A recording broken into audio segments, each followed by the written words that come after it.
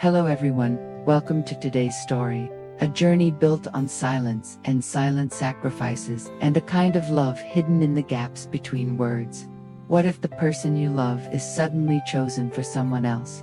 What if your return is not greeted with joy after finding out that Jack's mother is arranging a marriage with another woman? Stay with us till the end, because the last scene might be what you expected. And if you like stories like this, please hit the subscribe button and help us reach our first 1,000 followers. The morning sunlight poured through the glass windows, shining on the large dining table covered with a pure white tablecloth. On the table were luxurious breakfast dishes, toast, fried eggs, cold cuts, fresh fruit. But today's atmosphere was different from usual, heavy, tense, to the point that no one seemed to want to touch the spoon to the plate. 3 people sat around the table: Jack, his mother, Mrs. Lan, and Tien. Jack ate quickly and quietly, his eyes looking down, as if to avoid unnecessary collision. Opposite him, his mother, Mrs. Loy, sat upright, her demeanor calm, but in her cold eyes was an unpredictable calculation. Next to her, Tien, a country girl who had once failed, now carrying Jack's blood, sat shyly, her hands clasped tightly together under the table, trying to stay calm. In the middle of the large room, no one said anything until Mrs. Lloyd gently put down her teacup. The sound rang out softly but made both young people's hearts skip a beat. Jack, her voice was soft but full of authority, get ready this afternoon. I have an appointment for you to meet the daughter of a big partner. She just came back from studying abroad. Talented, beautiful, very suitable for you. The atmosphere seemed to freeze. Jack looked up slightly, his eyes flashed with confusion, then immediately hid it with his usual calm expression. He was about to open his mouth, but before he could, Tien had already clenched her hand, her eyes full of worry looking at him. She wanted to speak up, wanted to say that she was the woman beside Jack, that the child in her belly was proof of their love, but her throat choked. In this luxurious house, she felt small, lost, and had no right to speak. Mrs. Loy glanced at Tien, as if she knew everything but still deliberately ignored it, then turned back to her son. You understand, right, Jack? In your position, marriage is not just a matter of love. It is a bond, the future of the whole corporation. You need a worthy wife.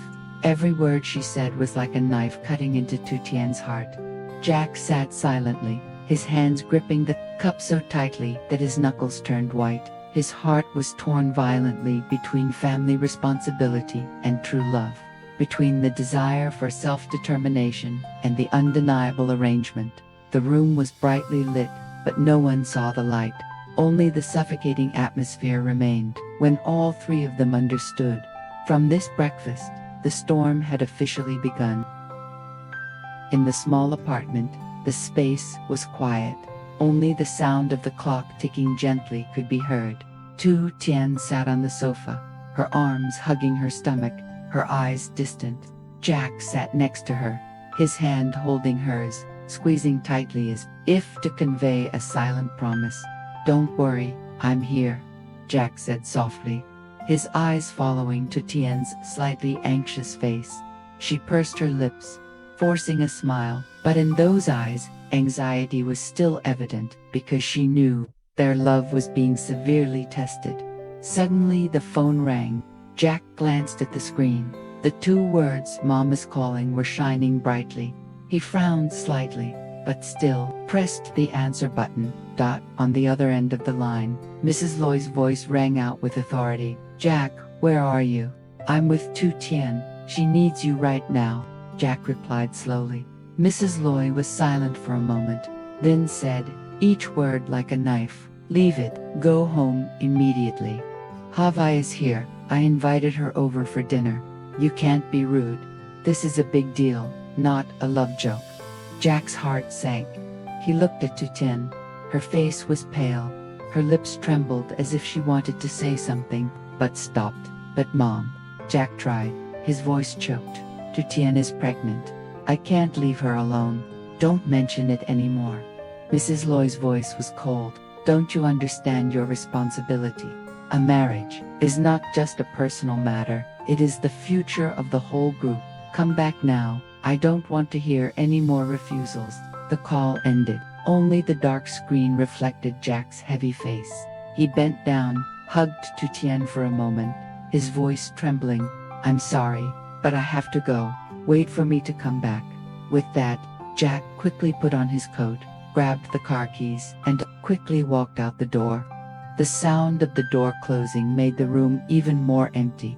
Tien sat motionless, her red eyes staring at the endless space. Meanwhile, Jack rushed down to the garage. The car engine roared, taking him to the stormy road that awaited him ahead, where Mrs. Loy and Javi were waiting for him in the brightly lit villa. Tien was wiping her tears when she was suddenly startled by the gentle aroma from the kitchen. Looking up, she saw Jack approaching with a bowl of hot porridge, steaming. Eat a little, then rest well. Jack gently put the bowl down. Eyes filled with tears, she asked softly, her voice choked. You, aren't going home. Jack sat down next to her, his hand on her shoulder, his eyes determined. No, I choose you and the baby, and I won't let you to live in hiding anymore. He stood up, took a coat for Tien. Come with me, we'll go home together. I want Mom to see and know my choice. Tien was stunned. Her heart was both afraid and a faint glimmer of hope. The car sped away in the late afternoon light. When it stopped in front of the villa gate, both were silent for a moment. Tien held Jack's hand tightly. His hand was cold. Entering the living room was still lit. Mrs. Loy sat upright on the chair, her face darkened from waiting in vain. Seeing Jack return, her eyes flashed with anger. Javi was no longer there. The girl had returned. After waiting in awkwardness, the air still had a faint scent of perfume, as if reminding Mrs. Loy that everything was prepared carefully, only lacking the son she had placed her hopes on.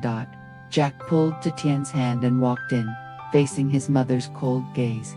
He squeezed her hand tighter, as if to affirm to the whole world, this is my choice. The air was thick, as if a real storm was about to fall. The living room was lit. Mrs. Loy sat waiting, her face tense. When Jack led Tien in, her eyes flared with anger. What are you doing, Jack? Her voice was heavy. Jack squeezed Tien's hand and answered directly. This is the person you love, and she is pregnant with your child. The atmosphere fell silent.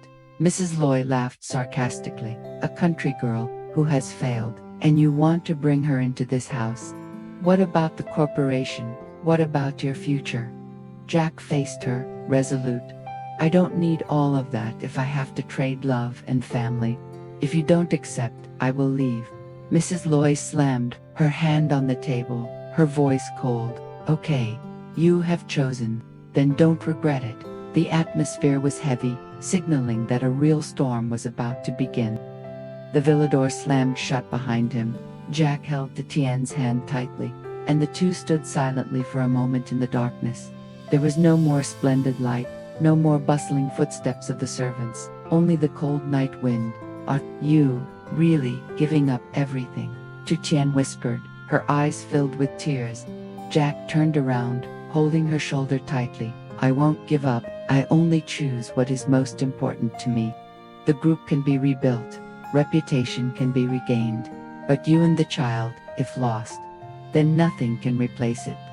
The simple words seemed to be engraved deeply into Tien's heart. The fear gradually disappeared, giving way to new faith. Night fell. In the small apartment, Tien leaned on Jack's shoulder, her hand gently placed on her stomach. Both were silent, enjoying the rare peace. Jack's phone vibrated. He hesitated for a moment, then picked up. Mrs. Loy's voice rang out, cold and sharp. Do you think leaving home is enough? The corporation cannot be left empty if you don't come back. Then that girl, and the child in her belly, will hardly be able to rest in peace. The phone went off. Jack clenched his fists. Outside the window, the wind blew fiercely. He knew that the real storm had only just begun.